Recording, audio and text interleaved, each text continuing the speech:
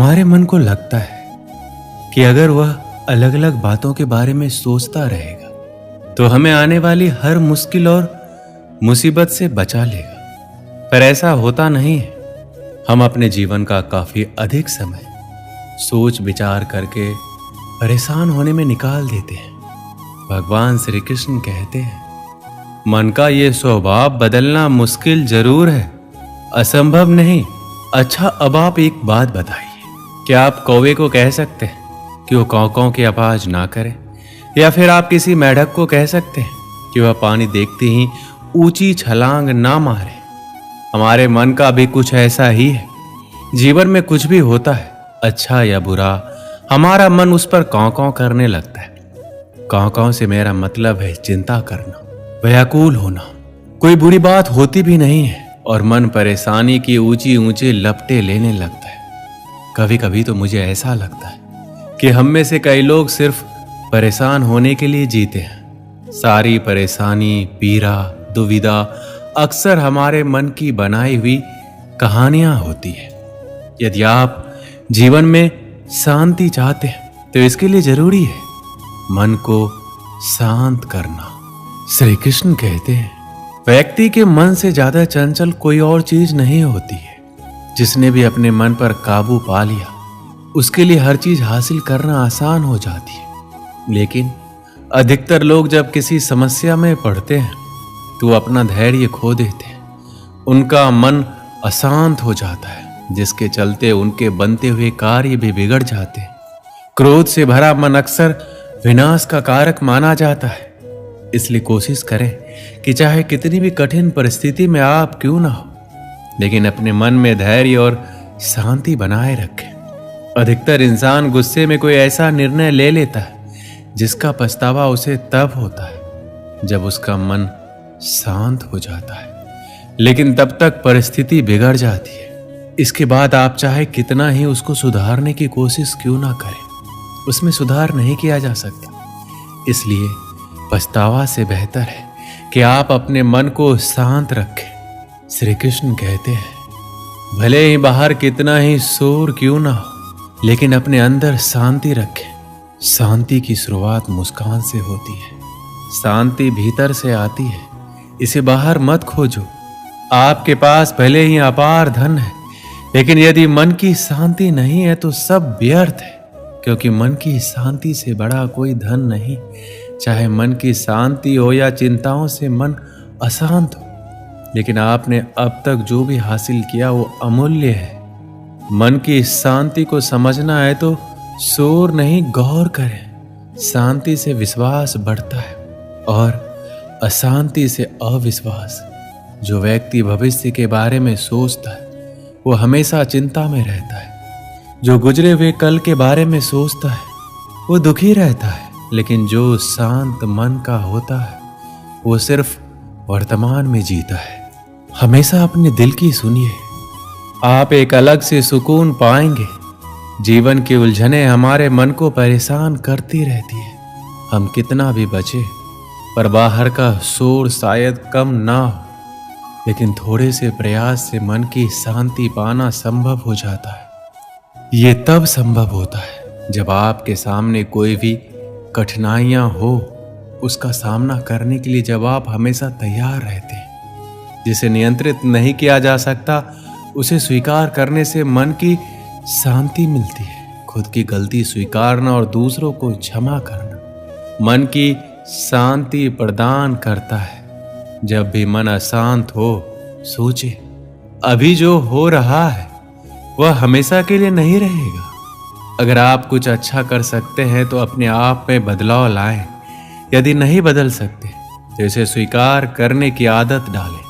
हो सकता है इसमें समय लगे, लेकिन जैसे जैसे ये अधिक स्वाभाविक होता जाएगा आप अपने आप को अधिक शांति का अनुभव करने लगेंगे। शांति पाने की कोशिश मत करो, बल्कि अशांति को स्वीकार कर लो। आपको शांति मिल जाएगी। उसके बाद दुनिया में कोई भी आपको अशांत नहीं कर सकता, क्योंकि जब आप अशांति के लिए राजी हैं तो कौन आपको अशांत कर सकता है। अपने मन की स्थिति का जिम्मेदार दूसरों को ठहराकर अपने मन की शक्ति को भूल जाते हैं। सुख दुख सिर्फ इस बात पर निर्भर नहीं करते कि आपके आसपास का माहौल कैसा है, ये इस बात पर भी निर्भर करता है कि आपके अंदर का माहौल कैसा है। जीवन शांति से जिया जाए, इसके लिए आपको अशांति को स्वीकारना होगा। शांति की 2 रोटी अशांति के पकवानों से 1000 गुना बेहतर है। एक शांत प्रिय व्यक्ति के पास जो भी है वो उसमें खुश रहता है, लेकिन जिसके मन में अशांति है वो कोई भी वस्तु पाने के बाद भी खुश नहीं रहेगा।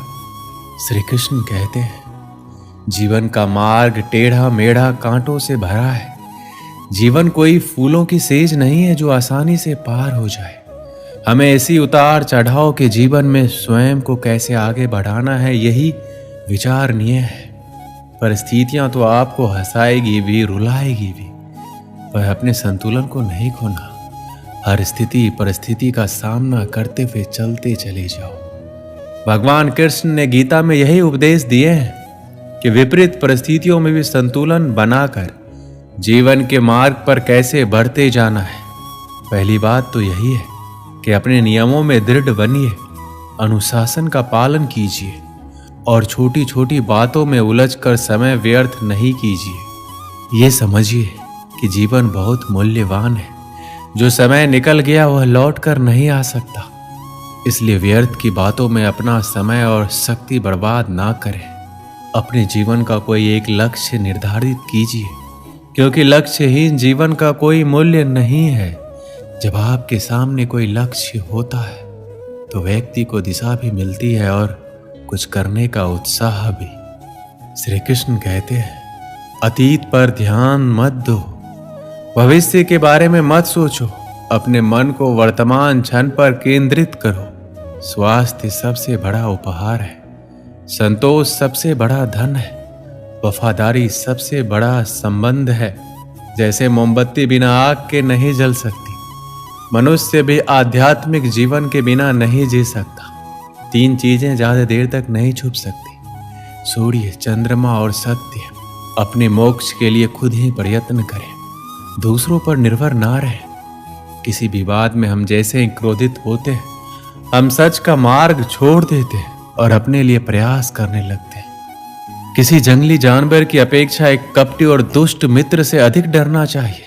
जानवर तो बस आपके शरीर को नुकसान पहुंचा सकता है, पर एक बुरा मित्र आपकी बुद्धि को नुकसान पहुंचा सकता है। आपके पास जो कुछ भी है उसे बढ़ा चढ़ाकर मत बताइए और ना ही दूसरों से ईर्ष्या कीजिए। जो दूसरों से ईर्ष्या करता है उसके मन को शांति नहीं मिलती है। वह जो 50 लोगों से प्रेम करता है उसके 50 संकट हैं। वो जो किसी से प्रेम नहीं करता उसके एक भी संकट नहीं है। क्रोध को पाले रखना गर्म कोयले को किसी और पर फेंकने की नीयत से पकड़े रहने के समान है। इसमें आप ही जलते हैं। एक बार एक लड़का एक महात्मा के पास जाकर कहता है, मेरे जीवन में बहुत अशांति है, कृपया करके आप मेरा मार्गदर्शन कीजिए जिससे कि मैं इस अशांति से छुटकारा पा सकूं। महात्मा लड़के से जीवन के अशांति का कारण पूछते हैं। लड़का उत्तर देता है, अत्यधिक विचारों के कारण मेरे भीतर बहुत सारे विचार आते हैं जिससे मेरा मन अशांत रहता है। महात्मा मुस्कुराते हुए कहते हैं, ऊपर आकाश की ओर देखो और बताओ कि तुम्हें सूर्य दिख रहा है। लड़का ऊपर देखता है और कहता है, धूप दिख रहा है। महात्मा उससे पूछते हैं कि अगर तुम लगातार धूप में खड़े रहोगे तब क्या होगा? वह कहता है, मुझे अत्यधिक गर्मी लगेगी और शरीर में बेचैनी होगी। महात्मा लड़के से कहता है, अगर धूप में खड़े रहने से तुम्हें गर्मी लगती है तो इसमें दोष किसका है, सूर्य के ताप का या तुम्हारा? लड़का कुछ सोचने के बाद कहता है, इसका जवाब आप ही बताइए। महात्मा कहते हैं, सूर्य का काम है ताप देना और ताप का काम है गर्मी लगना। ऐसे में तो दोष तुम्हारा ही है। तुम धूप में जाकर खड़े हो जिससे कि तुम्हें गर्मी लगी। तुम्हें अगर शीतलता चाहिए तो तुम्हें छांव में रहना होगा।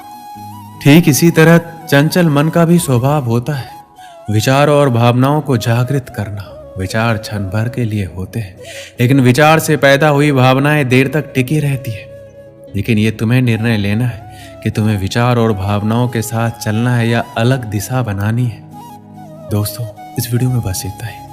मिलते हैं अगले वीडियो में। अपना ख्याल रखिएगा। जय श्री कृष्ण।